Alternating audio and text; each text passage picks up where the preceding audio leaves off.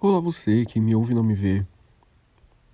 Alguém pergunta como eu tenho passado, por que eu passo tanto tempo acordado, o que eu tenho feito nos últimos anos, penso em quantos planos eu deixei de lado. Amigos perguntam por que eu sumo tanto. Mãe me pergunta por que eu fumo tanto. Mulher se pergunta no que eu tô pensando, eles não pensam no que eu tenho passado. Tudo que eu passo em segredo.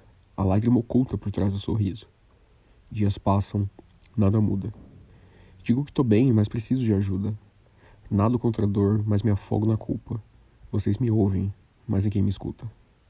Eu tô bem, eu tô bem, eu tô bem, eu tô bem. Essa é a letra de Eu Tô Bem, de Luiz Lins, e eu sou o Thiago Paulo, começando mais um vídeo sem imagem. Hoje, você não vai ouvir. Fica triste não. Fica triste não. Vídeo sem imagem. Você não vai ouvir isso aqui. E não devia ouvir de ninguém em momento algum. Sentimento é para sentir, todos eles. E sentir é a prova de que existe vida aí dentro. Algo ainda pulsa, revolta, ferve e às vezes transborda. Não dá para anular os sentimentos ruins, evitar a qualquer custo e viver como se o dia fosse 24 horas de stories no Instagram. Até mesmo os dias mais ensolarados em algum momento se tornam escuridão. Vocês devem ter assistido Divertidamente, né? Tá tudo lá. E ó, se puder, se der, vê de novo. E uma outra dica boa de filme, também da Pixar, é o Soul.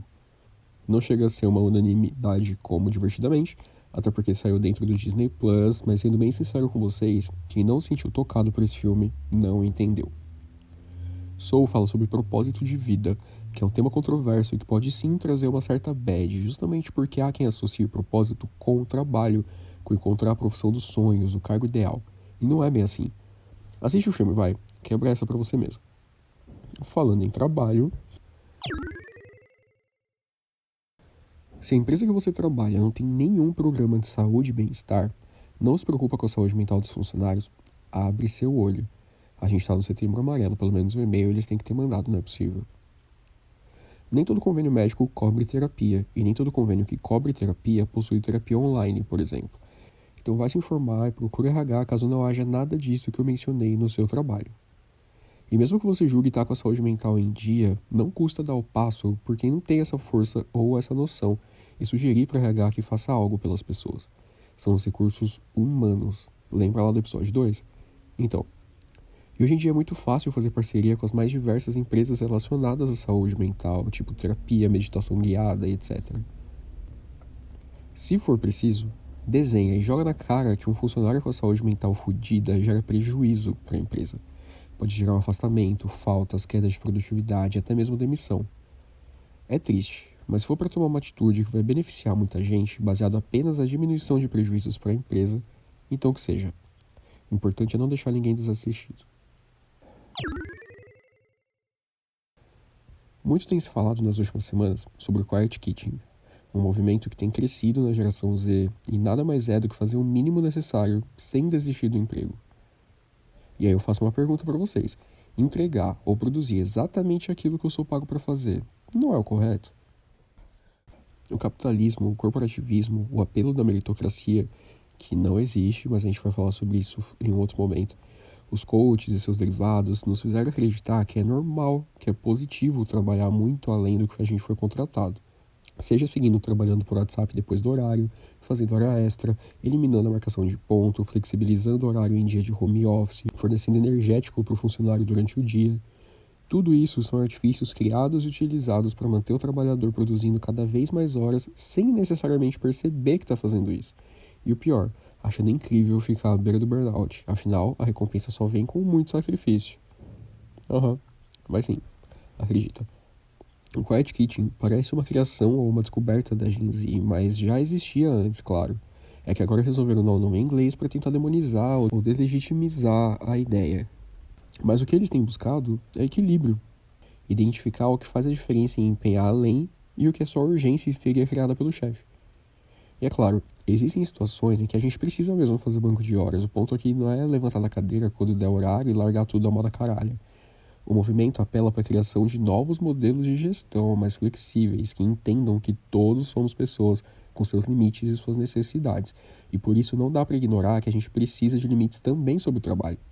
Não apenas as empresas, mas principalmente nós, precisamos nos lembrar constantemente que comprometimento é diferente de esgotamento.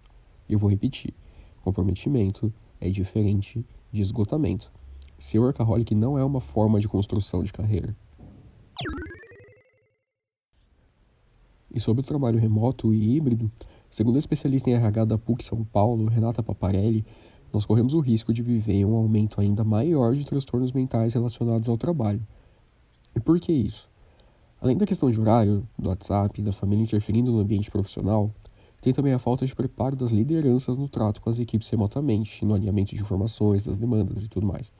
E isso gera ainda mais desgaste com as reuniões que podiam ser e-mails, os telefones sem fio, as conexões de internet que não funcionam direito. E gente, deixa eu abrir um parêntese aqui, tá? Eu citei o nome da Renata Paparelli, óbvio, é o correto a se fazer, mas eu ouvi muitos podcasts, li várias reportagens, segui threads no Twitter para formar um conceito e opinião antes dessa gravação. Então eu vou ficar devendo todas as referências utilizadas, tá bom? Mas a internet está lotada de conteúdo sobre saúde mental e trabalho. Pesquisem, se informem e levem sossego ao coração de vocês. E tudo isso aqui é para reforçar para você que está ouvindo que tudo é uma questão de equilíbrio. O trabalho não é só sobre cumprir tarefas e não é só sobre agradar a empresa.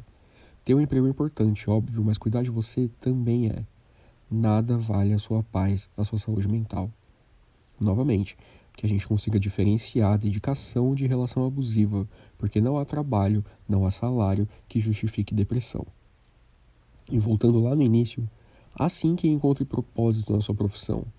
Médicos, enfermeiros, professores, são muitas as áreas em que a gente se encontra, que a gente nasceu para fazer aquilo. Mas não existe obrigatoriedade em se ter um propósito remunerado ou de descobrir o seu propósito super jovem. Propósito é aquilo que dá significado, sentido para a vida da gente.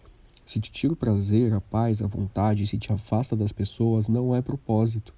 E você não precisa disso.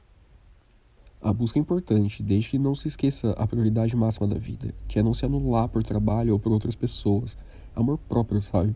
Só se vive uma vez, então foca sempre em você. E busca ajuda nos momentos mais nublados ou de total escuridão. Eles são inevitáveis, mas o sol sempre volta.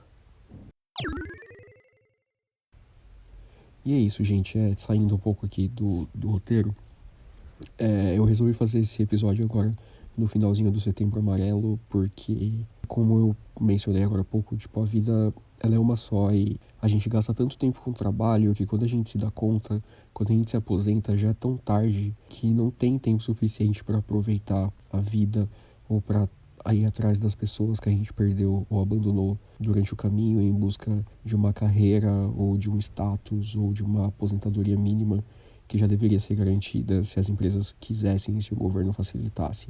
Então, se coloquem sempre em primeiro lugar, acima de qualquer coisa, tá bom? Contem comigo se precisar, vão lá no @vídeo sem imagem no Instagram para pedir qualquer tipo de dica, de ferramenta, de aplicativo, de qualquer coisa relacionada à saúde mental, porque qualquer alívio é alívio e a gente nunca sabe até que ponto as pessoas estão realmente precisando de uma ajuda mais séria ou não, então a gente não pode relativizar. Se está tudo bem com você, maravilha. Encaminhe esse episódio para alguém que você acha que pode estar precisando. Não é porque eu tô querendo play, não. É porque pode ser importante. Às vezes a gente acha que um episódio aí de poucos minutos de alguém que não é especialista em nada, falando qualquer coisa, pode não fazer diferença, acrescentar nada, mas vai que faz. Então não custa nada tentar, na verdade. Um grande abraço para você, um bom descanso, se cuidem, por favor, e eu fui! Este podcast não se responsabiliza a pensar da mesma forma nos próximos episódios.